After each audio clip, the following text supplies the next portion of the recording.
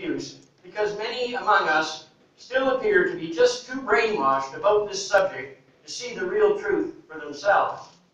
The rich elite, who actually control the actions of most governments from the shadows, and who also control the drug industry and just about everything else in our lives, are the ones who are really behind all this. The reason they have been putting humanity through this misery is simply so they can increase their profits, and by doing so, these rich lunatics can attain even more power than they already presently have. But at what price to our existence? It doesn't matter to them that we are suffering and dying, and that their careless misuse of our natural resources is poisoning our planet, and that soon this will probably lead to our extinction. The trouble is that many of us are still caught up in this twisted illusion which we have allowed the richest and most powerful among us to create.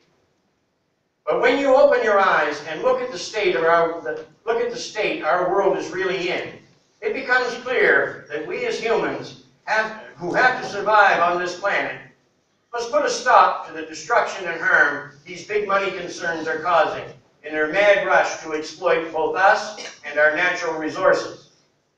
For in reality, what they have been doing are truly crimes against us all. They may provide employment for many of us in their destructive industries that are poisoning our earth, which in turn is doing great harm to our health. Yet a good number of us still seem more than happy to go along and accept the jobs they are offering. But in reality, working in any field or industry which harms our earth and all the life it supports could only be looked at as being a fool's game. But yet, it seems that many of us are willing to do anything, no matter how much harm it is causing to others, as long as they are being well paid. I think that this could only be looked at as being self-destructive behavior, and the rich elite are masters at conning the public into going along with such things. Where is the love and compassion we are supposed to feel towards our fellow man? And why do so many of us tend to ignore the pain and suffering this irrational way of thinking and living are causing? If you yourself were to be diagnosed with cancer or some other life-threatening condition, would you not want your medical issues treated in the most rational, harmless, effective way possible? Of course you would.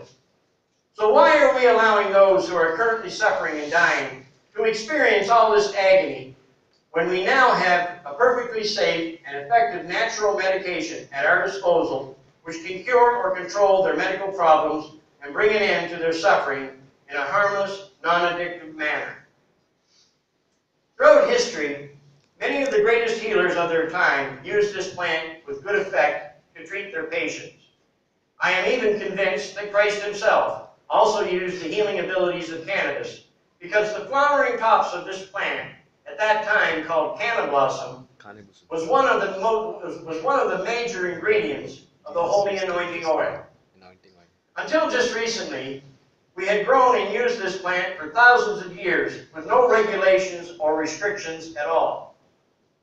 But even though nothing prohibited us from smoking or using this plant in whatever way we liked, not one single death was ever reported from its use. So there is no logical reason why we should not put the extracts from this plant into mainstream medical use immediately, since their use presents no danger to the patient at all.